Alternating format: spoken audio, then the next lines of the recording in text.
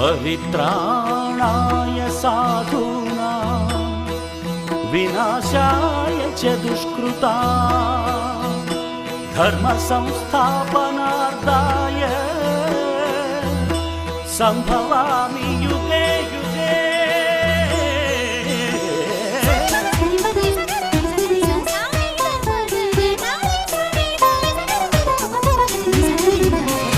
உலகினில் மனிதன் வாழும் வரை ஒவ்வொரு நாளும் தர்மயுத்தம் சுற்றிடும் பூமி ஓயும் வரை ஓய்வின்றி நடந்திடும் தர்மயுத்தம்।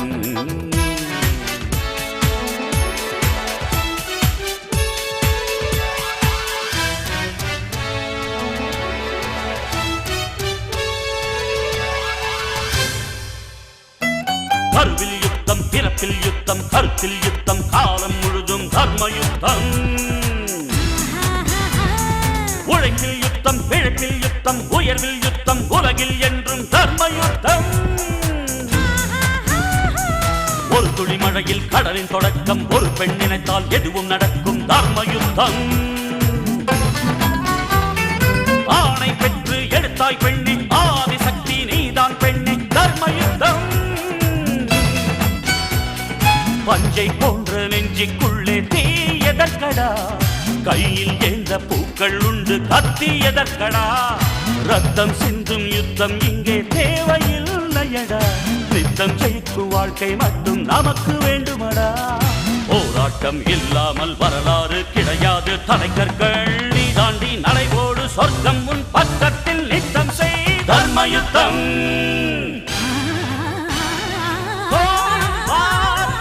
Battle of war, man to man, daily ego war, cold war, it's a slow poison, country to country, it happens often।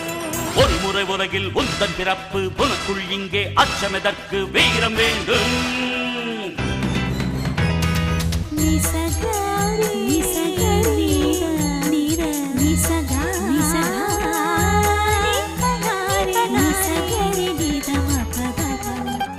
மனிதனுக்குள் கடவுள் உண்டு, தேடி பாரடா,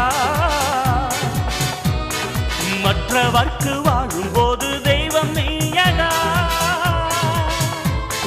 குற்றமில்லா மனிதனை இங்கே யார் கண்டது, நீதி சொல்ல அவனிடம் மட்டும் நிஜம் உள்ளது தர்மயுத்தம்।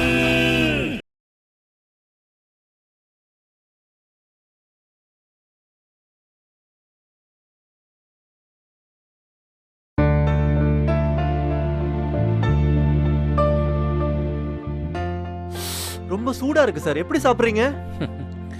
உள்ள இதை விட சூடா இருக்குது, அதனால இந்த சூடு தெரியல। சூடு மேல சூடு பட்டா மரத்து போயிடும்னு சொல்லுவாங்க, அதே மாதிரி ஆயிடுச்சு। ரொம்ப சீரியஸான பேஷண்ட்டு, டாக்டரால கூட காப்பாற்ற முடியலனாலும் அவன் கொஞ்ச நாளைக்கு உயிர் வாழறதுக்காக என்ன வேணாலும் செய்வாங்க। அதே மாதிரி நாம சந்திரசேகர் சாரை காப்பாற்றணுன்றதுக்காக அவர் மனநலம் பாதிக்கப்பட்டவர், இன்னும் சொல்லப்போனா அவரை பைத்தியக்காரன்னே சொல்லி விசாரணையை தள்ளி வச்சு அவரை விசாரணை கைதியா வச்சிருந்தோம்। இப்ப எல்லாமே முடிய போகுது। எல்லாமே முடிய போகுதுன்னா? எல்லாமேனா எல்லாமே தான், everything is going to be end. Almost எல்லா சாட்சிகளும் விசாரிக்கப்பட்டு தீர்ப்பு சொல்ல வேண்டிய நேரம் நெருங்கிடுச்சு। தீர்ப்பு சொல்றதுக்கு முன்னாடி வேற ஏதாவது காரணம் காட்டி ஸ்டே வாங்கிட்டோம்னா, இல்ல வேற ஏதாவது ஜிக்ஸாக் பண்ணி கேஸ் இழுத்துட்டோம்னா? No chance. இனிமேல் இந்த கேஸை ரொம்ப நாள் இழுக்க முடியாது, இதுக்கு மேல இழுத்தா அருந்துடும்। For everything there is a limit. இந்த கேஸ்ல என்கொயரி லிமிட்டை எப்பவோ தாண்டியாச்சு। Yes, game is over. என்ன, மற்ற எல்லா கேம்லையும் ஜெயிச்சவங்க யாரு தோத்தவங்க யாருன்னு கலந்துக்கிட்டவங்களுக்கு தெரியும், ஆனா இந்த கேம்ல who is going to win, who is going to லூஸ்ன்றது காட் ஒன்லி நோஸ்। சார், வேற யாராவது பெரிய லாயரை வச்சு மூவ் பண்ணி பார்க்கலாமா? வேற லாயரா? Why don't we try miss Bhairavi? பைரவியா? ஆமா சார். பைரவி அப்ரோச் பண்ணா அவங்க புது ரூட்ல போய் ஏதாவது பண்ண முடியுமா? நீங்கள் அவங்கக்கிட்ட ஏதாவது பேசியிருக்கீங்களா? இல்ல சார், இனிமே தான் பேசணும். இதோ அவங்களே வராங்களே. வாங்க மிஸ் பைரவி, உட்காருங்க.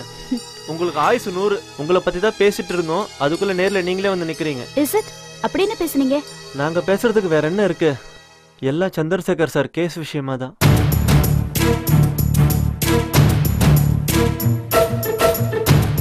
என்ன ஒரு மாதிரி ஆயிட்டீங்க? ஒன்றும் இல்லை.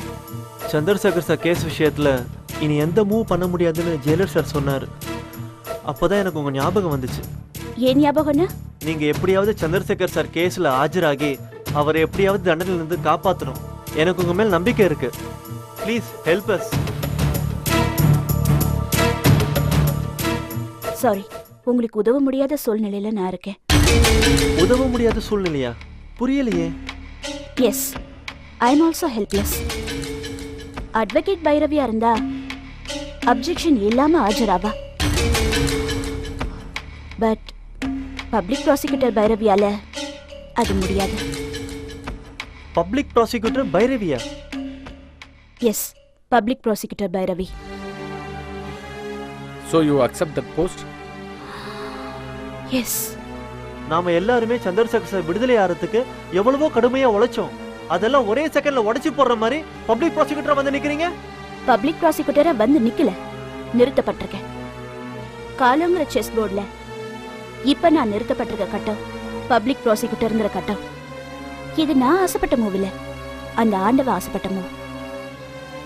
ஒரு பப்ளிக் ப்ராசிக்யூட்டர்ங்கிற முறையில போலீஸ் தரப்பு நியாயங்களையும் ஆதாரங்களையும் சாட்சிகளையும் முன்னிறுத்தி குற்றம் சாட்டப்பட்டவருக்கு அதிகபட்ச தண்டனை வாங்கி தர வேண்டியது ஒரு அரசாங்க வக்கீலான என்னோட கடமை.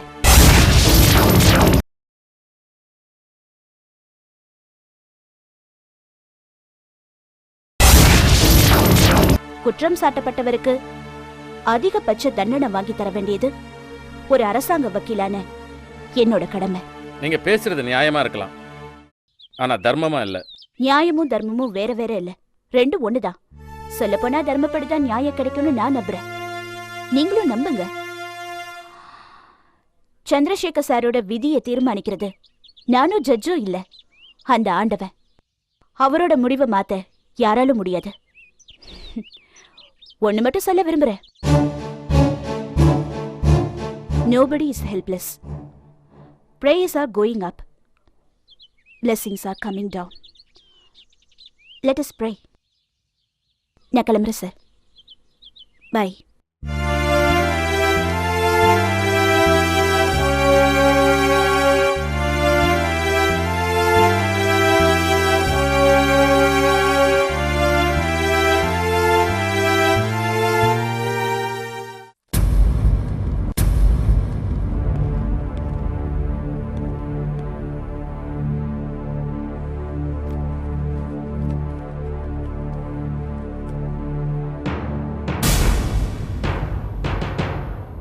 வழக்கு எண் 235 கொலை குற்றம்.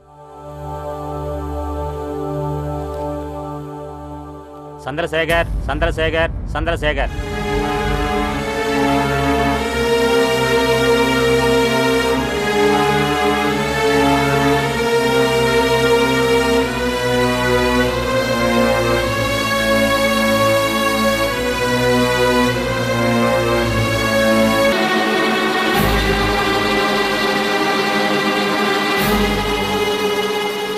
Yes, proceed. My lord, எனது கட்சிக்காரர் சந்திரசேகர் உடல்நிலை பாதிக்கப்பட்டிருப்பதால் சிகிச்சைக்காக அவரை மருத்துவமனையில் சேர்க்க வேண்டும். அத்துடன் வழக்கு விசாரணையையும் ஒத்திவைக்க வேண்டும்.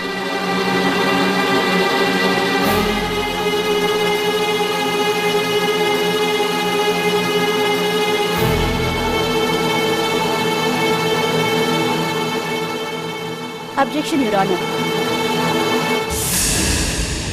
Your Honor, குற்றம் சாட்டப்பட்ட சந்திரசேகர் நல்ல மனநிலையுடன் நல்ல ஆரோக்கியத்துடன் இருக்கிறார் என டாக்டர் கொடுத்த சான்றிதழ் ஏற்கனவே கனம் கோட்டார் அவர்களின் பார்வைக்கு வைக்கப்பட்டிருக்கிறது. எதிர்க்கட்சி வக்கீல் வழக்கு விசாரணையை தாமதப்படுத்த வேண்டும் என்ற ஒரே நோக்கத்தோடு இந்த மாதிரியான அர்த்தமில்லாத கோரிக்கைகளை முன்வைக்கிறார். கனம் கோட்டார் அவர்கள் அதை ஏற்காமல் விசாரணையை துரிதப்படுத்த வேண்டும் என தாழ்மையுடன் கேட்டுக்கொள்கிறேன். Yes, proceed. Thank you your honour. இந்த வழக்கில் குற்றம் சாட்டப்பட்ட சந்திரசேகர் தன் உதவியாளர் ரகுராமனை சுட்டுக் கொன்றதை நேரில் பார்த்த சாட்சிகளும் தொலைக்காட்சி மூலம் பார்த்த சாட்சிகளும் உள்ளனர்.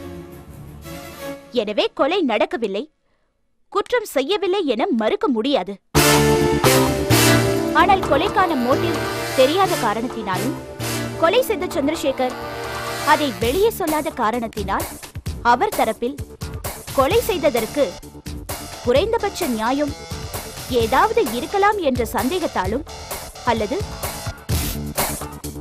அவரது மனநிலை பாதிப்புக்குள்ளாயிருக்குமோ என்ற சந்தேகத்தாலும் விரைவில் தீர்ப்பு கூறாமல் இந்த வழக்கை இந்நீதிமன்றம் தீர விசாரித்து தெளிவு பெற்ற பின்னரே தீர்ப்பு சொல்ல வேண்டும் என்ற உயரிய நோக்கத்தில் செயல்பட்டது. இப்பொழுது மியூசிக் டைரக்டர் சந்திரசேகர் நல்ல மனநிலையுடன் தான் இருக்கிறார் என்பதை டாக்டர் தெளிவுபடுத்தியிருக்கிறார். எனவே இந்த கொலைக்கான காரணம் தெரியாமல் போனாலும் கொலை நடந்தது உண்மைதான் என்று இந்த நீதிமன்றத்திற்கு சொல்வதற்கு ஒரு பப்ளிக் ப்ராசிக்யூட்டர் என்ற முறையில் நான் கடமைப்பட்டிருக்கிறேன். இந்த வழக்கு சம்பந்தமாக டாக்டர் ராஜேஷ், திரைப்பட தயாரிப்பாளர் பாலேந்திரன், தயாரிப்பாளர் திருஞானம், இந்த 3 சாட்சிகளையும் விசாரிக்க அனுமதிக்குமாறு கேட்டுக்கொள்கிறேன். Yes, proceed. Doctor Rajesh, doctor Rajesh, doctor Rajesh.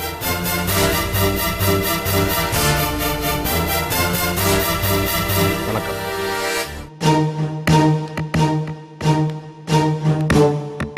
நான் சொல்வதெல்லாம் உண்மை. நான் சொல்வதெல்லாம் உண்மை. உண்மை தவிர வேற ஒன்றுமில்லை. உண்மையை தவிர வேறு ஒன்றுமில்லை. நீங்க தானே டாக்டர் ராஜேஷ்? எஸ், நான் தான். எத்தனை வருஷமா டாக்டரா இருக்கீங்க? More than 23 years. 8 years general physician, 13 years சைக்கியாட்ரிஸ்டா சர்வீஸ் பண்ணிட்டு இருக்கேன். குற்றம் சாட்டப்பட்ட சந்திரசேகர் ஹெல்த்தியா இருக்காரா? டெஃபினட்டா. அவர் உடல்நிலையிலும் சரி மனநிலையிலும் சரி வெரி நார்மல். தேங்க்யூ. தேங்க்யூ. நீங்க ஏதாவது குறுக்கு விசாரணை பண்ண விரும்புறீங்களா? Yes your honour.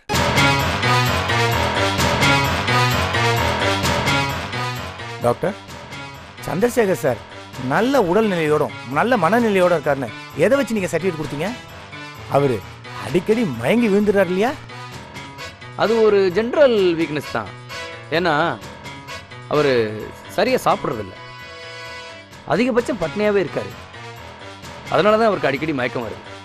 No, he need medical treatment. Treatment? Yes. No no, அதுக்கு சான்ஸே இல்லை. He is perfectly all right. Any more questions? No your honour.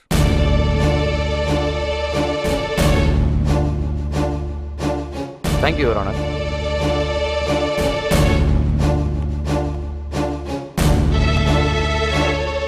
Balendar, Balendar, Balendar.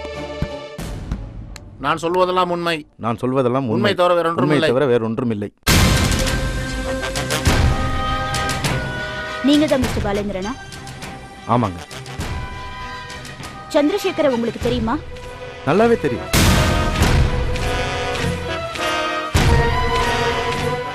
நான் ப்ரொடியூஸ் பண்ண 15 படத்துக்கு அவர் தான் மியூசிக் பண்ணிருக்காரு. அப்ப சந்திரசேகர் கிட்ட அசிஸ்டண்டா ஒர்க் பண்ண ரகுராமன் உங்களுக்கு தெரிஞ்சிருக்கணுமே? ஷூர், நல்லாவே தெரியும். பல முறை மியூசிக் கம்போஸ்லையும் ரெக்கார்டிங்லையும் ரகுராமனோட நான் ஒர்க் பண்ணியிருக்கேன். Young chap, excellent creator. Chandrasekhar ரகுராமனை எப்படி ட்ரீட் பண்ணான்னு கொஞ்சம் சொல்ல முடியுமா? ஓப்பனாக சொல்லணும்னா Raghuraman is highly talented person. குருவை மிஞ்ச போகிற சிஷ்யன்னு என்னோட எக்ஸ்பீரியன்ஸை வச்சு நான் தெரிஞ்சுக்கிட்டேங்க. ஓகே. சந்திரசேகருக்கும் ரகுராமனுக்கும் நடுவுல ஏதாவது ஒரு ப்ராப்ளம், ஐ மீன் தகராறு, மனக்கசப்பு ஏதாவது நடந்து நீங்க பார்த்திருக்கீங்களா? அது ஒரு முறை நான் அவசரமாக ஹிந்தி பட ஷூட்டிங் விஷயமா பாம்பே போக வேண்டியிருந்தது. ஏர்போர்ட் போகிற வழியில் சந்திரசேகரை பார்க்கலான்னு ரெக்கார்டிங் ஸ்டுடியோவில் வெயிட் பண்ணேன். பட் ரொம்ப நேரம் வெயிட் பண்ணியும் சந்திரசேகர் வராததுனால அங்கேருந்து நான் புறப்பட்டுட்டேன். பட் பட வேலை பாதிக்கப்பட்டுரும்னு டைரக்டர் ரொம்ப ரிக்வெஸ்ட் பண்ணிட்டாரு. எனக்கும் இம்மீடியட்டாக பாம்பே ஃப்ளைட்டை பிடிச்சாகணும். இந்த சூழ்நிலையை புரிஞ்சிக்காம சந்திரசேகர் வரவே இல்லை.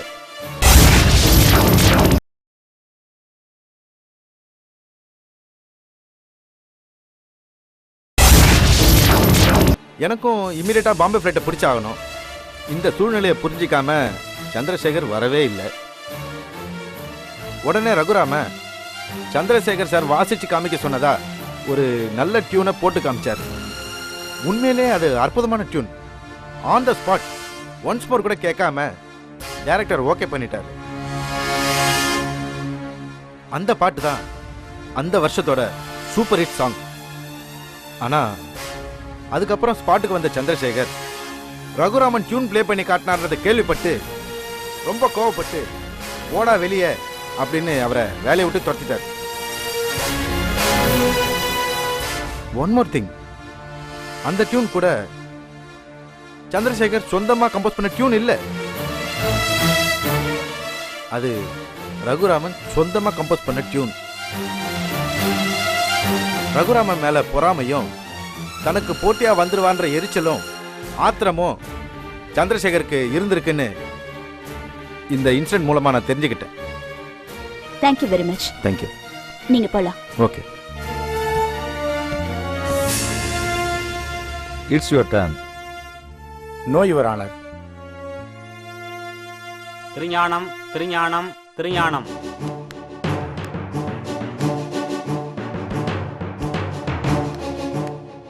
நான் சொல்வதெல்லாம் உண்மை. நான் சொல்வதெல்லாம் உண்மை. உண்மை தவிர வேறு இல்லை. உண்மை தவிர வேறில்லை. நீங்க தான் மிஸ்டர் திருஞானமா? ஆமாம்மா. ஜிகே ஃபிலிம்ஸ் திருஞானம்னு சொன்னா இந்த இண்டஸ்ட்ரியில் தெரியாதவங்க யாருமே இல்லை. பல டைரக்டருங்களை, பல ஆக்டருங்களை, பல மியூசிக் டைரக்டருங்களை உருவாக்குனவனே நான் தான். ஓகே. மியூசிக் டைரக்டர் சந்திரசேகரை உங்களுக்கு தெரியுமா? தெரியுமாவா? அவரை இன்ட்ரோடியூஸ் பண்ணதே நான் தான்மா.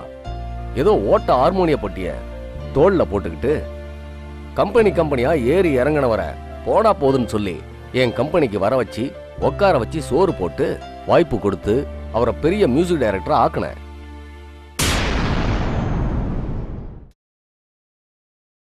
Is it?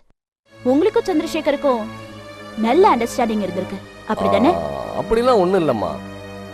நான் நிறைய படம் எடுத்து நொடிச்சு போயிட்டேன். அந்த நேரத்துல கொஞ்சம் கொஞ்சம் பணம் கொடுத்து உதவி இருக்கிறாரு, அவ்வளவுதான். அதுக்கு மேல பெருசா ஒன்றும் பண்ணல.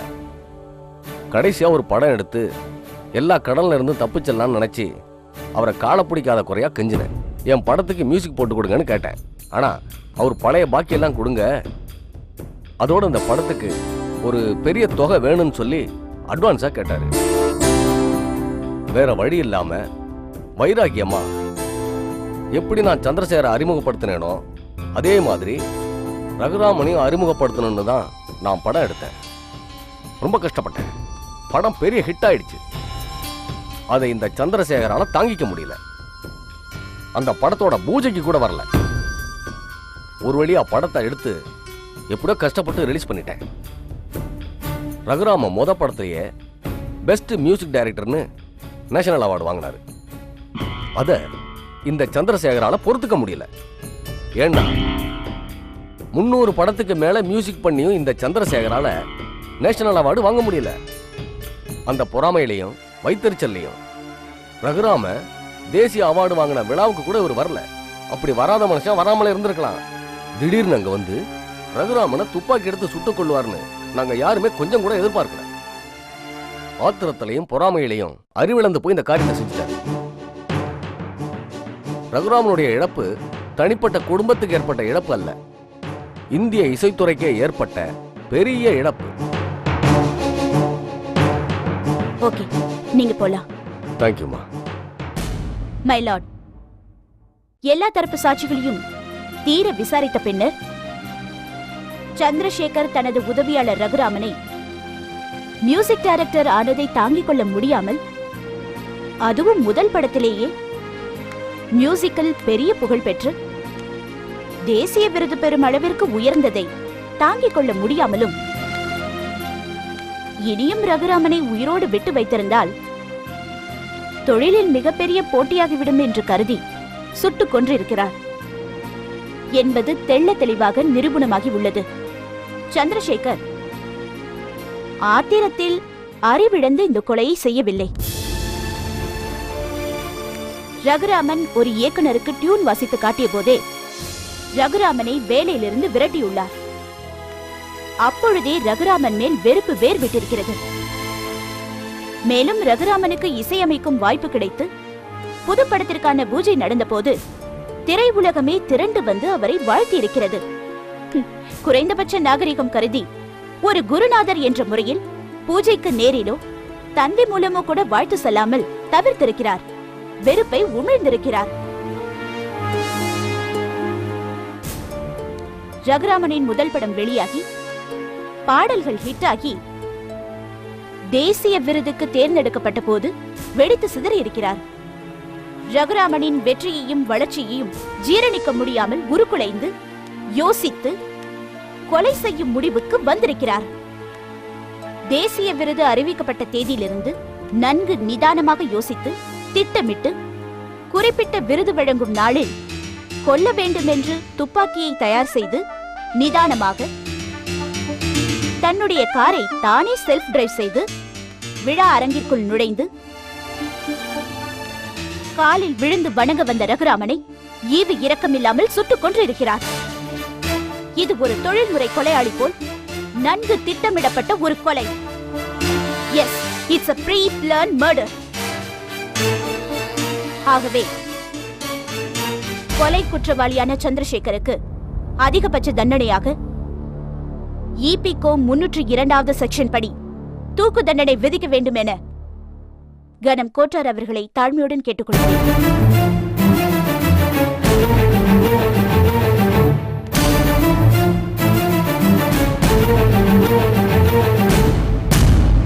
இந்த வழக்கினுடைய தீர்ப்பு பிற்பகலுக்கு ஒத்திவைக்கப்படுகிறது. Now the court is adjourned.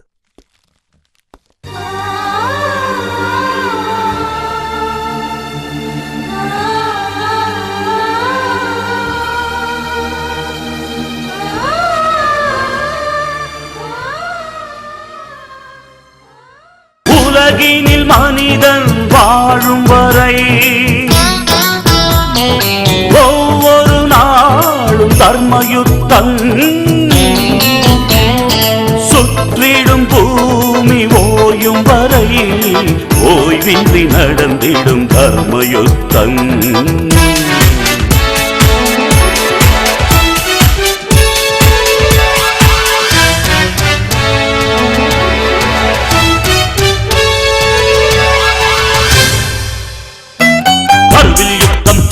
யுத்தம், கருத்தில் யுத்தம், காலம் முழுதும் தர்மயுத்தம்.